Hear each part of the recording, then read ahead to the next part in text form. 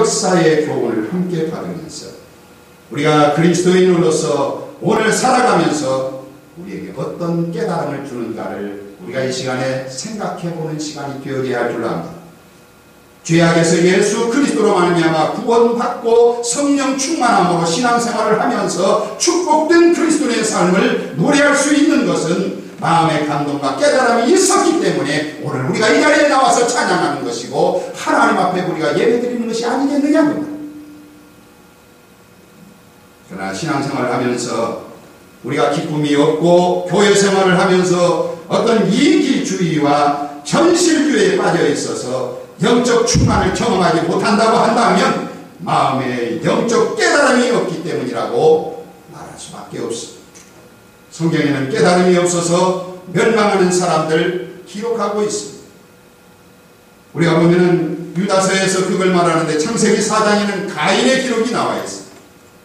하나님이 이제 그 동생 아벨의 제사를 연락하시고 가인의 그 제사, 자신의 이제 제사는 연락하지 않는다고 하는 이것 때문에 시기하고 질투하고 그리고 마음에서 분노가 일어나가지고 이제 동생 아벨을 돌로 이제 들판에 있을 때 돌로 쳐 죽여버리고 말았습니다. 그때 하나님께서 나타나서 하나님께서 그에게 말씀합니다. 가인아, 내 아우 아벨이 어디 있느냐? 하나님이 엄하게 묻습니다. 가인아, 내 아우 아벨이 어디 있느냐? 그러니까 이 소리를 들은 그러한 이제 가인이 얼굴색이 확 달라집니다. 성경이 그렇게 나와. 얼굴색이 확 달라져서 아마 울구라 그랬을 거예요. 내가 내 아우를 지키는 자이니까 하나님 앞에 대듭니다. 뭐 해놓고? 돌로 쳐 죽여놓고. 오히려 죄를 깨닫지 못하고 안색이 변해서 이제 하나님 앞에 대어드는 그런 말을 합니다. 그러다가 그는 저주받은 그 가인, 그로부터 가인의 삶은 완전히 저주로 얽어매는 그런 삶입니다.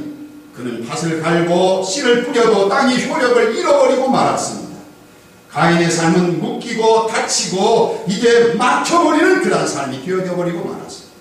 그래도 깨닫지 못한 가인은 유다서에 보면은 그는 저주받은 사람으로서 이렇게 기록하고 있는 것을 유다서에서 우리가 읽어볼 수 있습니다. 또 민수기 22장에 보면 발람 선지자에 대한 기록이 나오고 있어요. 이스라엘을 축복하고 이스라엘을 선도해야 될 선지자가 돈의 눈이 어두워가지고 모압왕의 이제 물질의 유혹에 넘어가서는 안 될 길을 그는 가고 있는 것을 성경에서 읽어볼 수 있습니다.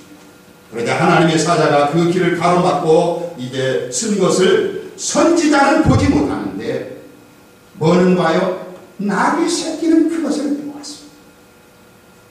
자연이 앞으로 나아가지를 못하는 나귀를 때리니까 나귀가 입을 열어서 말을 합니다. 성경에 그렇게 써 있어요. 짐승이 입을 열는 말입니다. 참으로 부끄럽고 발람에게 있어서 수치스러운 그러한 일이 아닐 수가 없습니다. 그럼에도 깨닫지를 못하고 돈에 눈이 어두워서 그 길을 계속 가려고 하다가 저주받은 사람 중에 하나로 유다서에 그렇게 기록하고 있습니다. 열왕기상 18장에 보면 아합왕의 기록에 대한 나옵니다.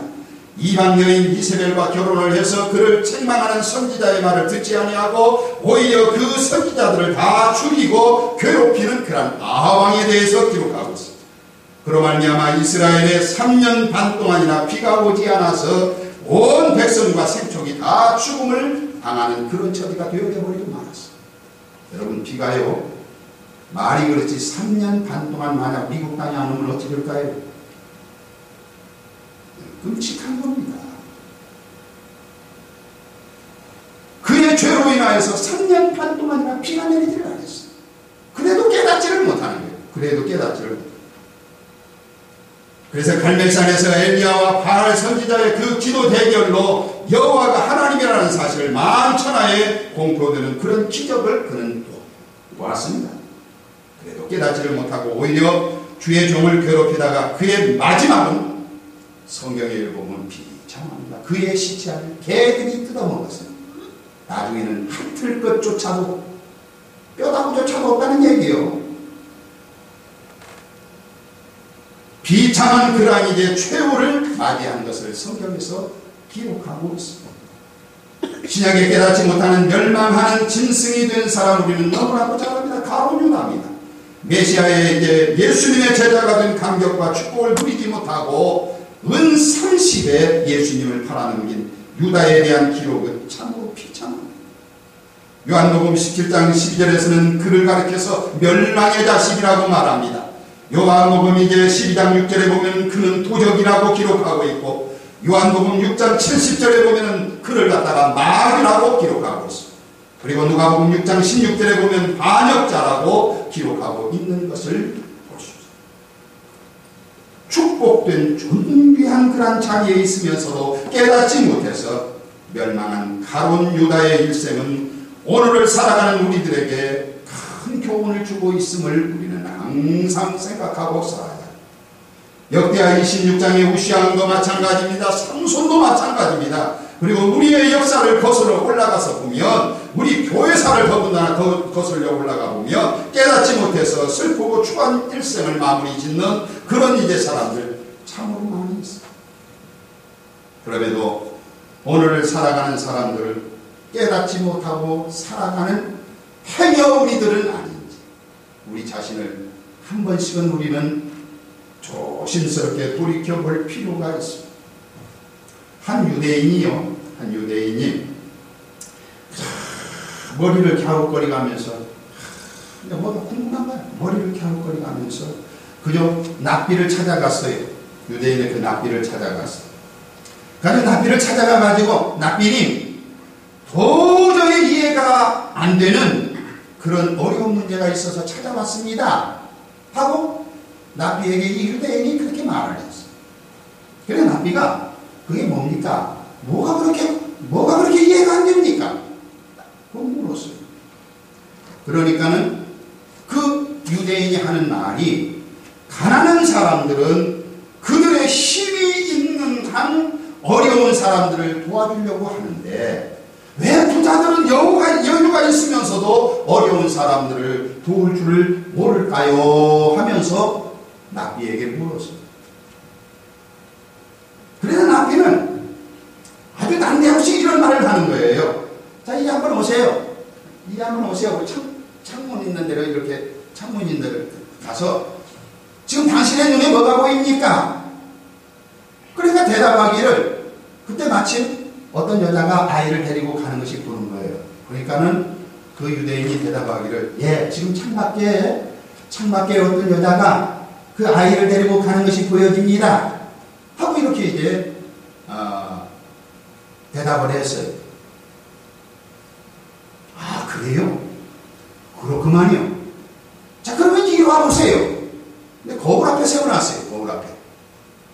거울 앞에 세워놓고는 이제는 뭐가 보입니까? 그러니까 그 유대인이 대답하기를, 예, 아, 그걸 왜 물어요? 이거 뻔히 보이는 거예요. 내 얼굴 보이죠. 예. 그러고 대답을 했습니다. 그러니까 그때의 납비가 하는 말이, 그렇습니다. 창도 거울도 똑같은 뭐라는 거예요? 유리로 되어 있습니다. 유리창도 유리로 되어 있고 거울도 유리로 되어 있다. 납비가 얘기하면서요. 그런데 한쪽 유리에는, 유리 한쪽에 조금만 은칠을 해도 내 모습만 보여지는 것입니다. 그러니까 유대인이 그 말을 들으면서 고개를 들어 하면서 돌아갔다고 하는 얘기가 있습니다. 오늘도 우리의 삶이라고 하는, 나의 삶이라고 하는 그 유리창에다가 세상의 것들로 조금만 칠해도 내 모습 밖에는 보이지 않는다는,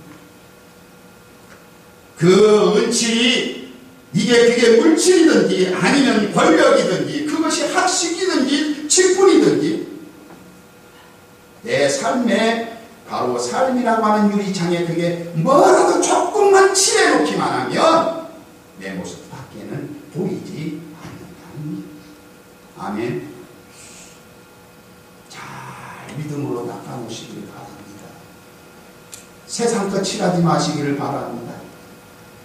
여러분, 그것이 물질이든 권력이든 아니면 학식이든 내가 가진 기술이든 직분이든 뭐든지 마찬가지입니다. 그걸 칠해놓으면 내 모습밖에는 안 보여요.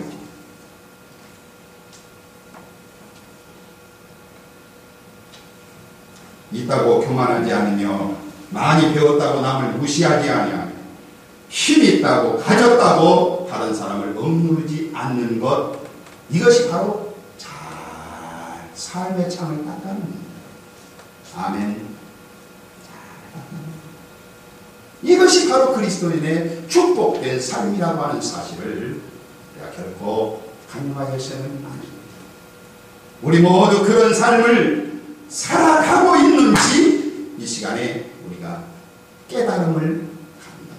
그런 우리가 되어지기를 바랍니다. 깨닫지 못해서 멸망하는 짐승같이 일생을 마치는 사람이 있는가 하면 깨달음으로 아름다운 일생을 마무리하는 그런 사람들 또 많이 있습니다. 제가 한국에서 이제 그 개척할 때죠. 제가 도성동에서 개척할 때입니다. 개척을 처음에 할 때니까 제가 차량운행을 해야 해요. 주일날 낮 예배도 제가 차량운행을 하고 그랬어요. 근데 교인들이 그 효순동에서 이제 그 작전동, 계산동 거기까지 다 돌다 보면 한 45분 정도 걸려요.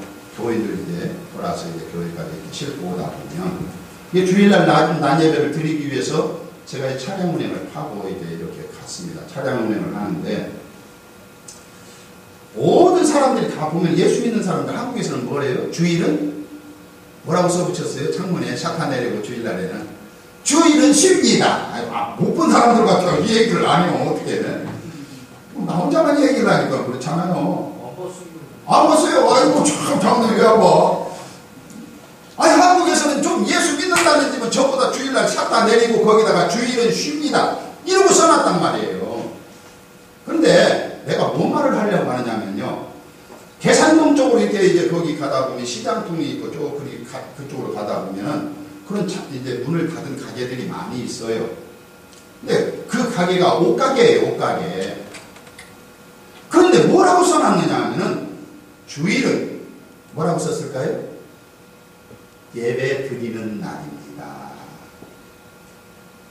전 그거 써놓고 나는 마음속에 이제 그 감명을 느꼈어요.